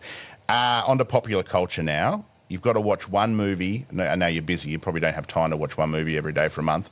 But if you did, if you got struck down with the flu or something, and you've got to watch one movie every day for a month, what is it? Yeah, I haven't watched a movie other than children's movies for a very long time. Do any of those appeal? Maybe you have watched one movie every day and you just don't know. Yeah. Oh, look, I think back to my childhood, right? I've been saying to my son, my eldest son lately, oh, you got to watch Forrest Gump. Oh, you got to watch Braveheart. Oh, you've got to watch Green Mile. So there's some of the classics That's that three. Okay. Yeah, okay, 3. Some of those. Yeah, probably those ones, I think. I once watched Point Break every day for a week, Alex. Does that count? Yes. That's incredible. What stage of your life? Swayze. What stage of your life Clearly did you a watch very Point Break every day for a week? formative Was day. this like a couple of months ago or something? No, many years ago. You are a little bit, Patrick Swayze. I'm more Gary Busey from that movie, You know when he orders the hot dogs? He wants 2. Anyway. First TV show you remember loving? What was big in Queensland when you were a kid? Oh, I remember I'd go to the shop, sit up and eat hot chips after school or peeled potatoes. Well, you had good access to them. I did. They were the best. Handmade, not frozen. It was Roger Ramjet used to Yes. be on school after school. One. Yeah, that was always on. Roger Ramjet, he's our And the hero, that one. Flintstones. Yeah, Roger Ramjet, Proton pills, Flintstones. yeah. Yeah, that's it. Great. And you've got to audition for Australian Idol. You have to. Your life depends on it. What song do you sing? What are you going to knock over Marsha Hines' with? Okay. What are you going to impress can't- Kyle Sanderlands with? Let me just say, I can't sing to save myself. My children tell me to stop when I try. But if I could, it would be Sweet Child of Mine by Guns N' Roses. Wow, okay. No worries. I'm sure there's an AI app that could do that for you. Maybe I could try. And finally, and I think you are probably better equipped to answer this question given you grew up around a fish and chip shop. You're driving north, you're going up to set up your party meeting in Launceston, you stop at Mood Food, hint, hint, sponsor. You stop at Mood Food at Kempton, but you can only choose one thing from the Baie Marie. What are you picking? Oh, look, hot chips. Chips. Surely it's the fish and chips, yeah. So after school, having the chips in the shop, it's kind of become like your comfort food in a way. That childhood memory, like if it's a rainy day or if it's you just, feeling a bit bleh and you want something yummy, it's a hot chip for And me. well, what's yours, Alex? I gave up my movie. Is that a Chico roll or what's your... Well, I never stop at one, but I like the donuts from the Baie Marie at Kempton. I know that's a strange choice, but and I was devastated once because I bought a bag of donuts and they put salt on them instead of sugar, No. and I still ate them. I just tried to I like sweet and savoury, but that doesn't Not at the work. same That's time. not a taste sensation. Well, so. funny one, when we had the shop growing up, on a Friday night it would be packed, right? Like people would be out the door, we're very busy. One of Mum's staffers one night, bless her, Lorna, the night went through, lots of hamburgers sold out, and it wasn't until after she realised that she was putting chocolate topping on the burgers instead of barbecue sauce. Yeah, so the poor buggers who bought a burger was having a chocolate hamburger. So it happens. It happens. Well, I think that could be good. That could be good. I'm thinking that through now, and there's some funky sauces these days. Good work, you survived. All right. Survive the pit stop. Where are we now, Brad? Just a few more questions before we let you go off and get back to the grindstone of campaigning. So, our viewers earlier this episode, we took them through the exclusive EMRS opinion polling about how One Nation is going in Tasmania. You've had a quick look. Last election you got 5%. Currently it's got you sitting on 24%. How does that make you feel? Phenomenal. That just demonstrates to me that people are wanting change. They're seeking change, they're needing change. They've lost hope in the traditional two-party preferred system. They're seeing One Nation as that alternative voice. As I said, the membership in Tasmania and the support has grown exponentially. But I think the key difference is by enabling us to put the branches and the frameworks in place to give them a voice for them to connect and contribute. As I say to my members, nobody can do it alone. It takes a team. And whilst I'm helping establish this and set this up in Tasmania, it's not about me, it's about them. It's about who's ready to put their hand up, who's ready to roll their sleeves up and actually be part of the movement to make the change we need. And this is a beautiful reflection that I'm seeing today. So thank you very much for doing the poll. The numbers are the numbers. Well, They at are. 24%, you're going to need a running mate for the Senate. Have you got anyone in mind? Oh, we shall wait and see. And it may be a good candidate for Braddon might come in handy too on those numbers. Braddon is phenomenal. I'm so excited to go up to Braddon next weekend for the launch. As I say, we've reached maximum capacity. The movement up there and the support is phenomenal. And look, we haven't started any candidate nominations or selection process yet. So that will come in due course. That will be led federally. Maybe Brendan Blomley, he expressed a public interest. Don't you love the way the media take things and try to stir Oh, up? the media. Oh. Oh, you guys are wonderful. Yep. No? So no, that'll come in due course. Our branches will be. You must have a hit list, though. Look, there's Target I'll be honest. Target list, yeah, there's- sorry. No, I Yeah. wouldn't say target Wish list. list. No, That's better. no. There is. I'm very much. So two things. Our branches will be involved in our state executive in the pre-selection process. They need to choose the best person for them, for their electorate, not me. However, in my role in setting it up, there has been a lot of interest from, current representatives in the community, as well as former candidates. Absolutely, there is interest in confidence. Obviously, not sharing with who they are. But the question I have for them is, I will not, nor will our members, endorse opportunists.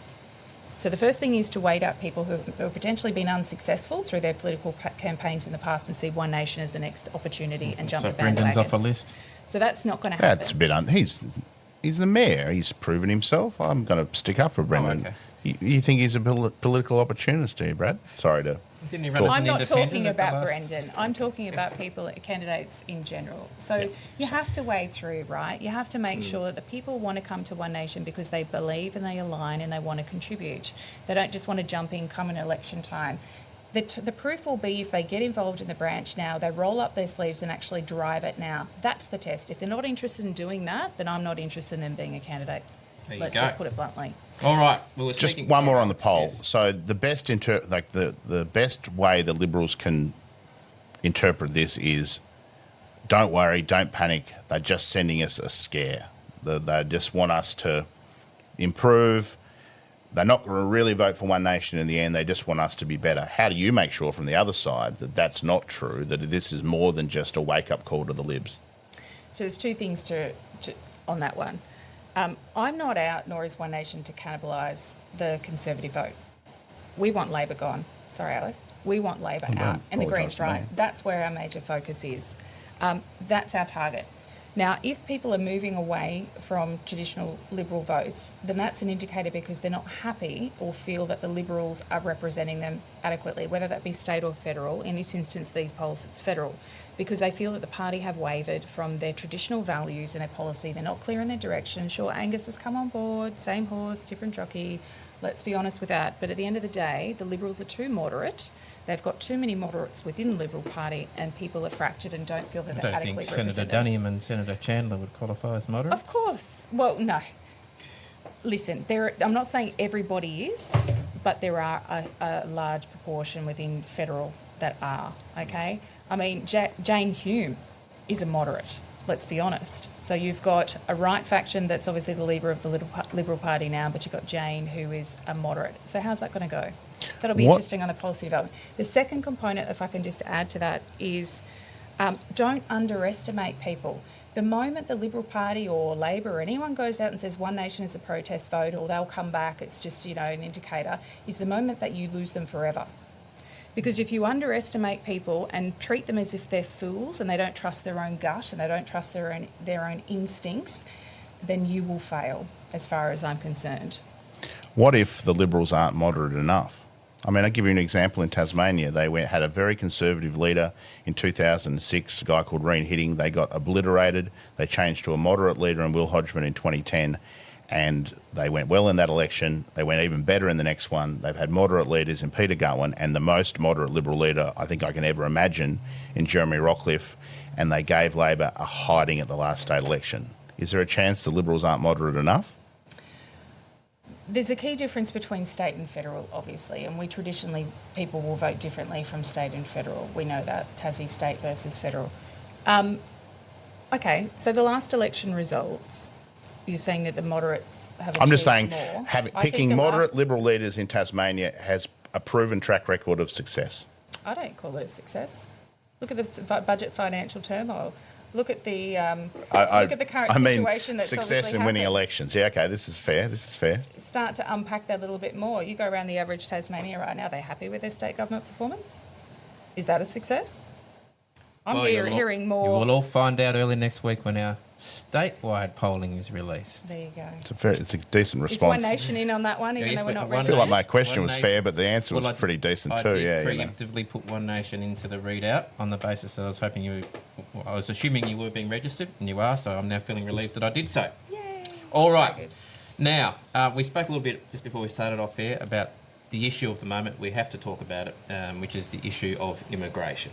Mm-hmm. So, Alex and I were discussing, and so, there's a view, and I tend to share this, that probably immigration is not such an issue in Tasmania as it is in the rest of Australia. I think it's fair to say our not only is our overseas immigration rate a lot lower relatively than net migration than the rest of Australia, Tasmania is a pretty white bread society, really. Like, compared to the rest of Australia, we are our cultural diversity is probably still somewhere in the 1980s or 70s, as opposed to where the rest of Australia is now. That being said, these numbers are obviously very strong for you.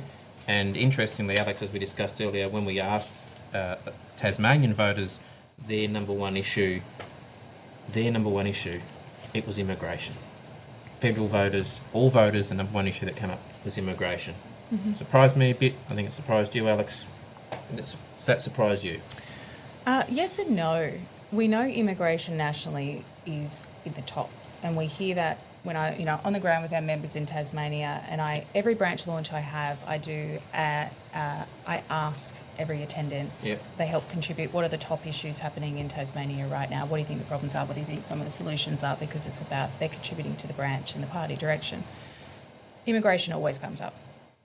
But then I have the conversation, because I hear through mainstream media, the left, that say, you're just being ridiculous. Immigration, you don't know what you're talking about. Immigration is not an issue in Tasmania. But what I'm hearing from members that it is. So I'm not surprised in the results. It's probably higher than being number one. It's higher than what I thought it would be.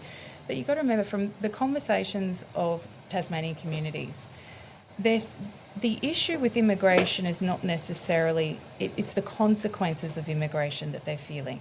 It's the knock-on effect. It's the limited of housing affordability. It's the limitation of housing accessibility. It's the impact on the education system that they're seeing, that they're feeling. It's the strain on the health sector.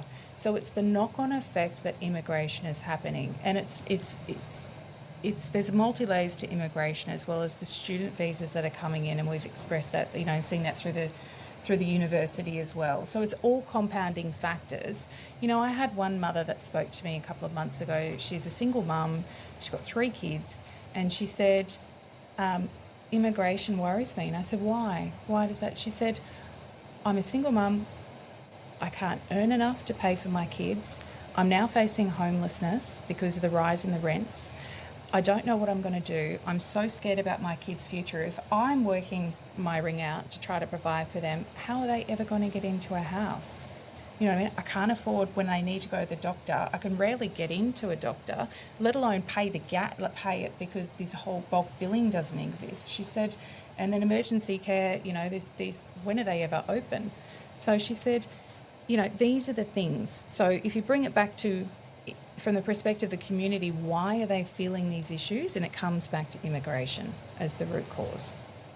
Do you have a responsibility when someone asks you a question about immigration that you also present the wonderful benefits that Tasmania has seen through immigration. You know, like most people who come to Tasmania then make a hugely positive impact on the community. You know, I've been doing some work in the aged care space. You know, the role that immigrants play in that space providing care is enormous, and I think, you know, so many of parts of our economy would fall over if you clicked your fingers and, you know, turned immigration off. I know the, you know, small business is thriving because of hardworking immigrants who have come to this country. Do you have an obligation to balance out some of those negatives with some positive commentary as well? Which will bring me to my next question. But so my obligation is to clarify that One Nation's not anti-immigration.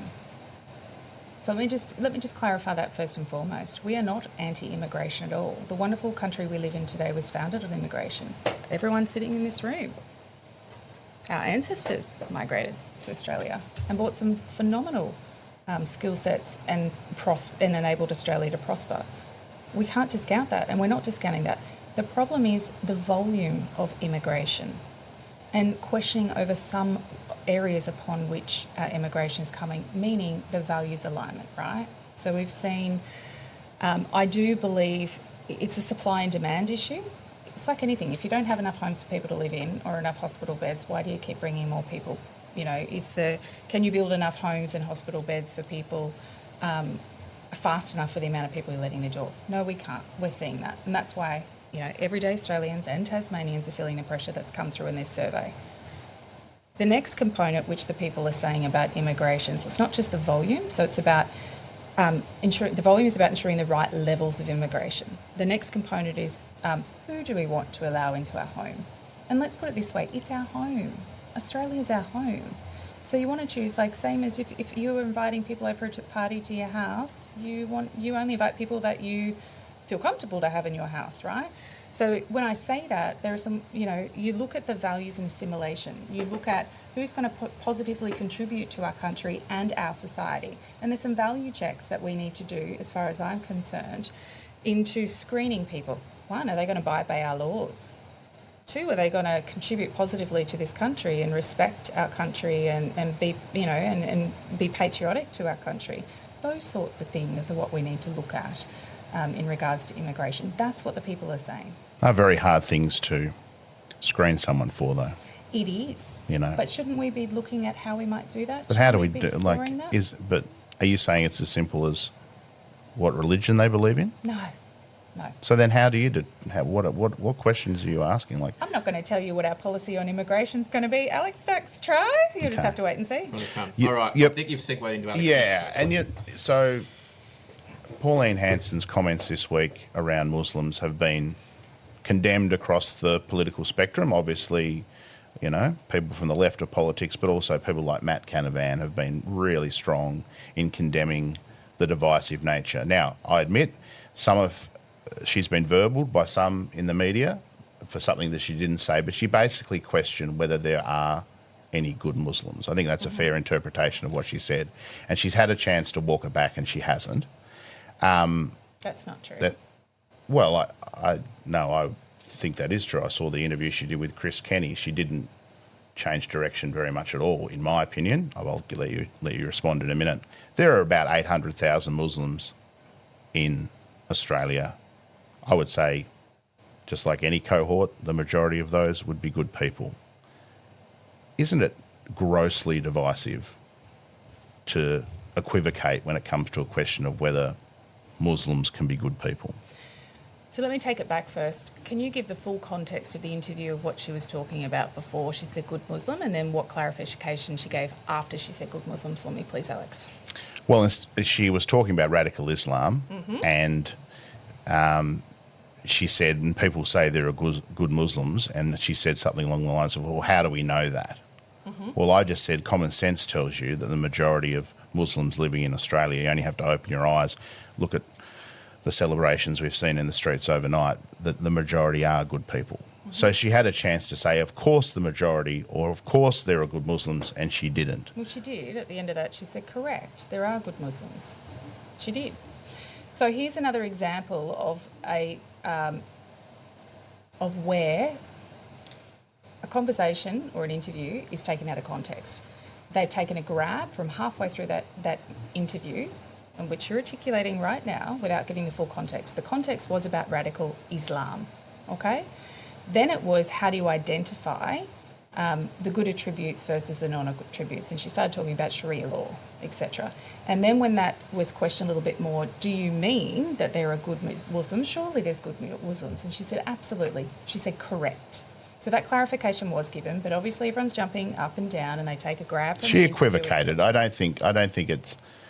And then she had a chance, and she's done a lot of interviews since. I haven't heard her say, of course the majority of Muslims are good and make a positive contribution to Australia. Is that because you don't believe that? No, that's not the case at all. There are some fantastic Muslims. There's fantastic, regardless of race or religion, there's people that are good from all walks of life. You can never say against that, ever. And I'm sorry, but there are. Race, religion does not define whether someone is necessarily good or bad. Let me make that really clear. And there are some fantastic Muslims in this country who have contributed positively, as there are Jewish, as there are Catholic, as there are Christian, as there are all sorts of religions in life. The question is, what it was referring to is, how do you define? What criteria, when we're letting people that are migrants, so coming back to migration, people coming into this country, how do you define? What's the test to determine if they're radical or not, meaning radical, good or not? That was the association with it.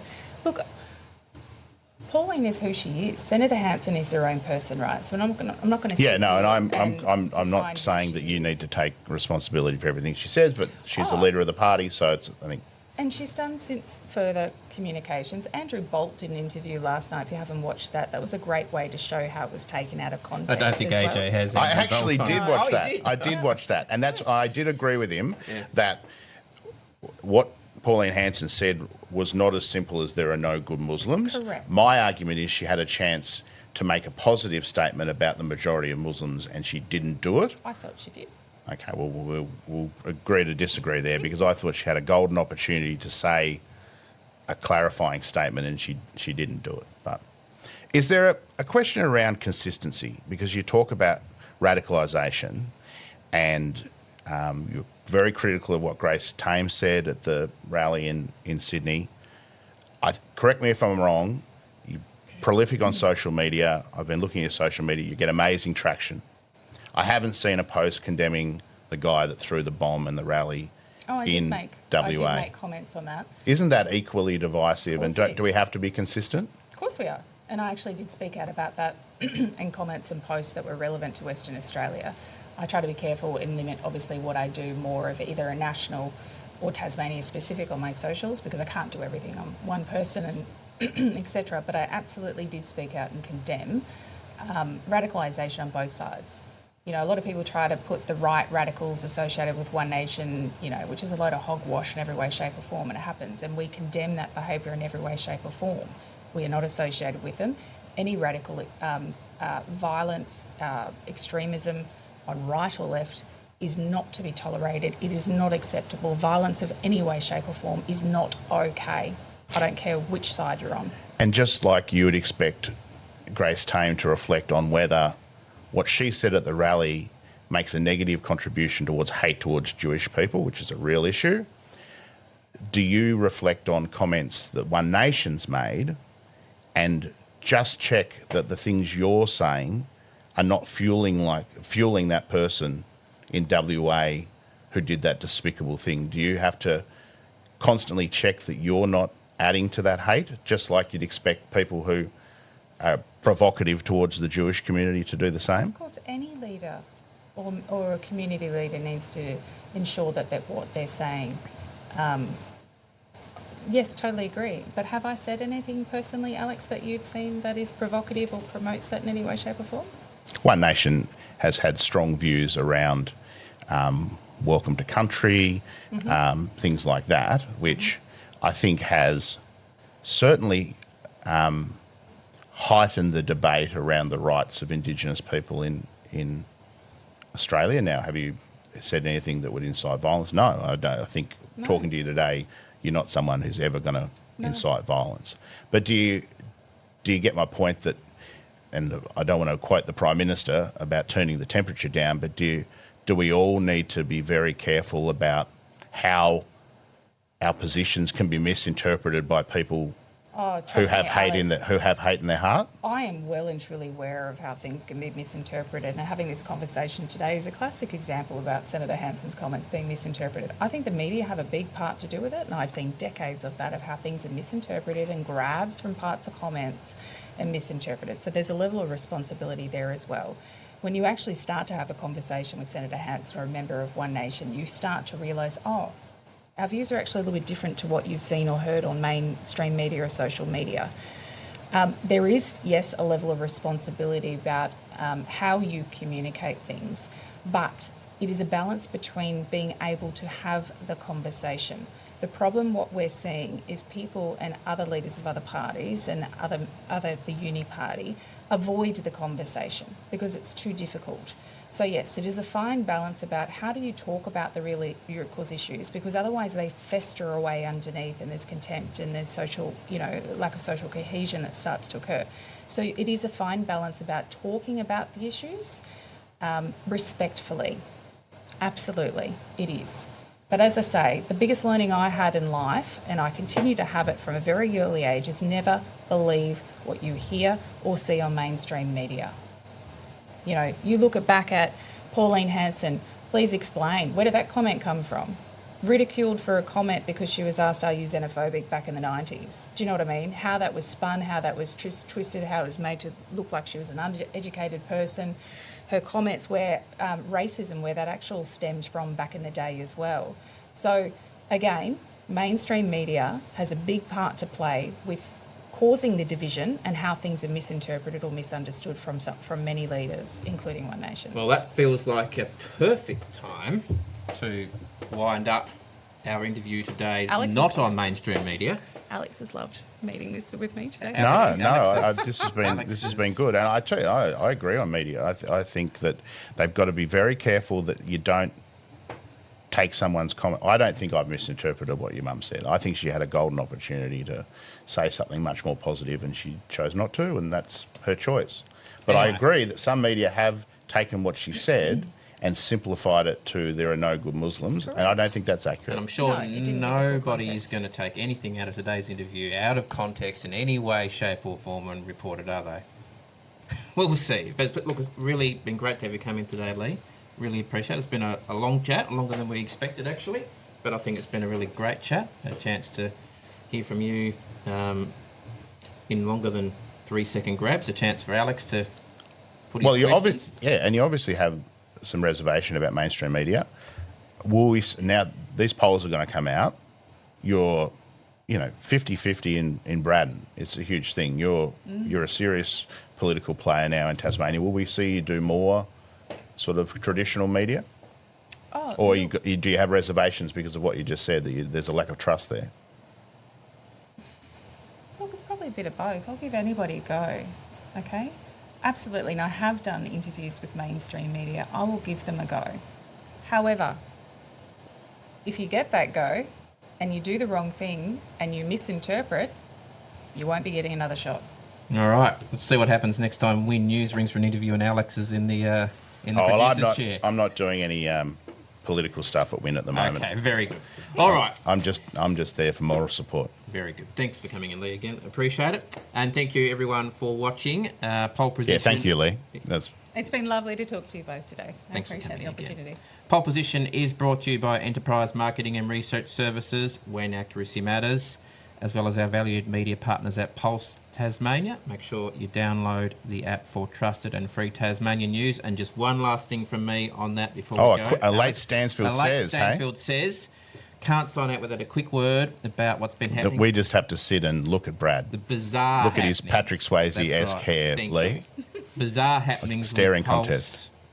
Bizarre happenings with Pulse, where the Bob Brown Foundation has been forcing Facebook and Instagram, owned by Meta, takedowns of and posting bans on Josh himself, the principal of Pulse, for posting material that was claiming it was copyright and taking it away. Quite extraordinary. Apparently because I don't like so much Pulse's stories, but the comments that are made afterwards. So I can't say I'm surprised by this. Someone told me a few years ago, biggest group complaining to the ABC about media coverage was not Conservative politicians, it was the environmental movement. It's a bit of a pattern. I have been a bit surprised. I don't want to join you too much, Lee, in condemning the traditional media, but there's been silence from the traditional media about what's happened here. I gather Media Watch had an initial look at it, but then decided it was a bit too hard after talking to the Bob Brown Foundation and walked away. I would say, to paraphrase Winston Churchill, you can try and appease them, but the crocodile will always eat you too. So I think the mainstream media, the traditional media, do need to keep a lookout for these sort of media manipulation tactics by certain groups in the community. For the record, Pulse is back up on Facebook. Meta has fixed their issues, and I gather there was some quite strong assistance from both state and federal politicians of all colours in getting that matter resolved, which is great. And of course, here at Pole Position, we'll always call it as it is, Alex, and we do welcome listener and viewer feedback. We certainly won't be censoring it. Thank you, Brad. All Stansfield right. says. There you go. Thanks for braving us today, Lee. And you have been watching Pole Position with Stansfield and AJ. See you next time.